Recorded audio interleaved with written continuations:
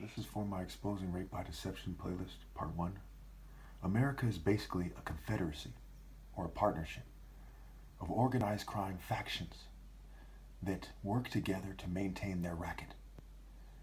They have merged to a large degree in a sort of propaganda wing or movement that uses military-grade psychology, military-grade, proven over generations, military-grade psychology, okay, and which includes obviously the results of sociological studies, quantitative and qualitative and otherwise, okay,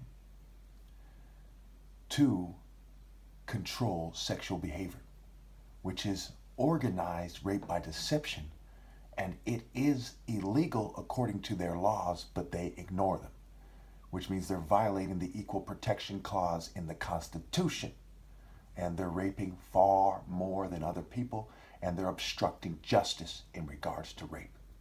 Rape by deception can be something as sinister as using drugs and then using psychology on the person. Say, hi, it's in your best interest to date me because I care, right? And trying to work the different angles on people, okay? It can be something as sinister as that. It can be as sinister as sneaking in the middle of the night and, in a sense, using by the word, not necessarily the legal term, it's rape by deception to pretend you're someone's husband or something and sneak into their bed and rape them. It also is lying to people about things. So when you create a psychological construct where you say, he's a police officer, no, he's a human being, or what's left of one, pretending to be a character in the show, right? He's pretending to be a cop in a make-believe psychological construct. So when you say, hey, you like a man in uniform, you've been brainwashed to like that fake idea that is not a part of reality. It is people playing a game and trying to redefine reality in a way that is sick and cruel in a system of systematic oppression, racism, systematic rape by deception, systematic exploitation, and more. Pretty straightforward. There is no viable counterargument. If you think you have one, please state it. As a result, good guys get thrown under the bus, okay? And women sleep with scum. Scum that wouldn't naturally get these women. They wouldn't otherwise get these women. It's not moral for them to get these women. Only a moral person deserves to have an attractive female on a planet where women are so sought after. Look at porn. Look at strip clubs.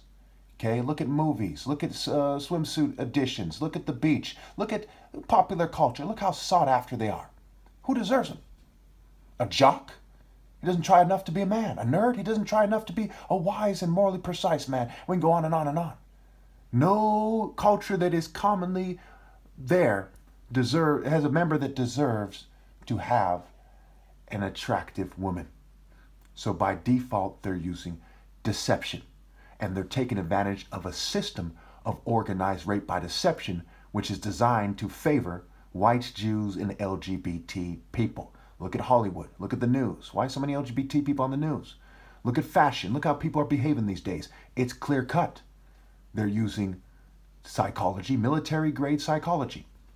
Okay, psychology that predates Freud and Jung. Generations of information from governance-related psychology that goes back to perhaps ancient Sumer and before. Whatever records they have, they're using that and they're trying to refine it every day to control who sleeps with who. So this is a very key point.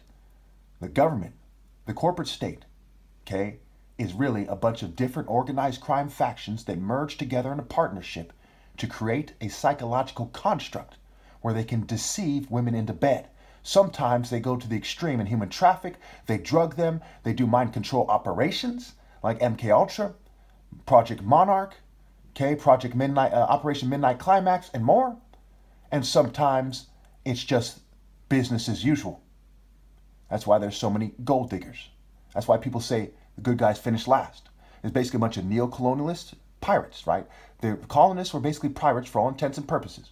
They basically put on a show and pretended that they were from decent nations or something, and they raped and they exploited. And over time, as they set up shop and they colonized the minds of the people, They convince them to sleep with a certain scale, which is a fucking abomination to anyone with even a semblance of decency or better. To someone who is morally precise, like I am, it is beyond disgusting. Even in their own Bible, it says a wife of noble character who can find. And part of having a noble character is having a proper and morally precise. Proper in terms of moral precision, not proper English arrogance, but moral precision, a morally precise romantic scale. Dating based on character and not your emotions that are easily deceived. Pretty straightforward. Part 1.